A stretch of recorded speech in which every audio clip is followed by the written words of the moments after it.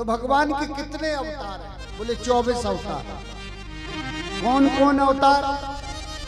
ध्यान से सुनिए, हम 24 अवतार जल्दी जल्दी आपको बता देते। पहला अवतार भगवान का सनक सनंदन सनातन और सनत कुमार का जो अवतार है वो पहला अवतार है। दूसरा अवतार भगवान का, भगवान ने 12 अवतार लिया, ये दूसरा अवतार।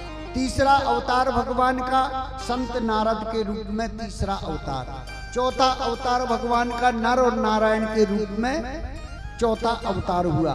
पांचवा भगवान श्री कपिल देव जी के रूप में पधारते हैं और छठवें नंबर पर भगवान दत्तात्रेय जी के रूप में पधारते हैं। सातवें नंबर पर भगवान यज्ञ भगवान के रूप में पधारते हैं। आठवें नंबर पर भगवान ऋषभ देव जी का अवतार लेकर के आते हैं।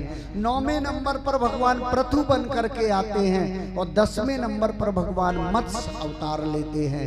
11वें नंबर पर भगवान कच्छप अवतार लेते हैं। 12वें नंबर पर भगवान धनवंतरी अवतार लेते हैं और 13वें नंबर पर भगवान का मोहिनी अवतार होता है और 14वें नंबर पर वैशाख शुक्ल चतुर्दशी में भगवान का नरसिंह अवतार होता है।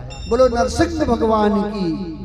15वें नंबर पर भगवान वामन बन करके पधारते हैं। बोलो वामन भगवान की। 16वें नंबर पर भगवान श्री परशुराम जी बन करके पधारते हैं और 17वें नंबर पर भगवान महर्षि वेद व्यास जी बन करके पधारते हैं। 18वें नंबर पर आदरणीय वंदनीय पूजनीय भगवान श्री राघवेंद्र सरकार राम जी बन करके पधारते हैं। बोलो राघवेंद्र सरकार की। 19वें नंबर पर भगवान श्री बलराम जी बन करके पधारते हैं और 20वें नंबर पर भगवान मेरे कन्हैया बन करके पधारता है। मुरली वाला बन करके पधारता है। नंद का लाला बन करके पधारता है। 20वें नंबर पर 21वें नंबर पर भगवान का हरि अवतार होता है और 22वें नंबर पर भगवान का हंस अवतार होता है और 23वें नंबर पर भगवान का बुद्ध अवतार होता है। बुद्ध के रूप में भगवान 23वें नंबर पर और 24वें नंबर पर भगवान का अवतार अभी हुआ नहीं है, होने वाला है।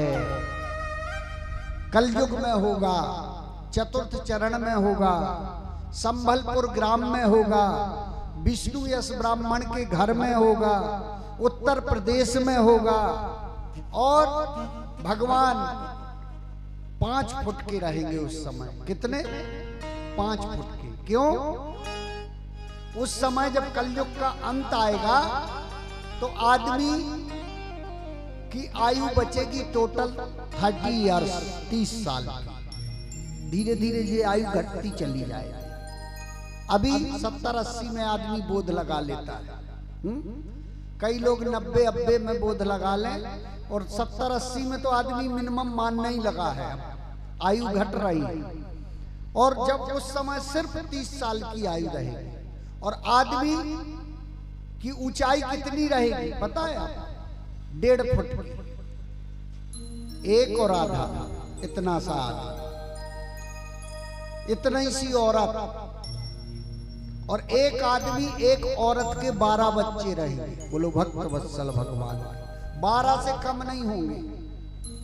तो चूहों बराबर छोटे छोटे बच्चा, इतने इतने से बच्चा और इतने इतने से आदमी।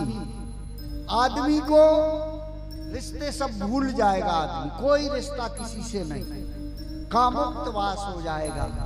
कलयुग का विशेष सिर्फ भोजन करना, कहीं से भी कुछ भी मिलेगा, मिलेच्छता सब कुछ खाने लगेगा उस समय, भचा भच। उस समय कुछ संत रहेंगे, कुछ महात्मा रहेंगे, कुछ योगी रहेंगे जो भगवान का भजन पूजन करेंगे और धर्म से चलेंगे। लेकिन अधर्म इतना बढ़ जाएगा कि भगवान 5 फुट के होकर के अवतार लेंगे। अब इतने से आदमी के बीच में 5 फुट का आदमी आ जाए तो वो भय खाने लगेंगे। फिर सबका भगवान उद्धार करेंगे और उद्धार करके पुनर्स्थापना सतयुग की करेंगे।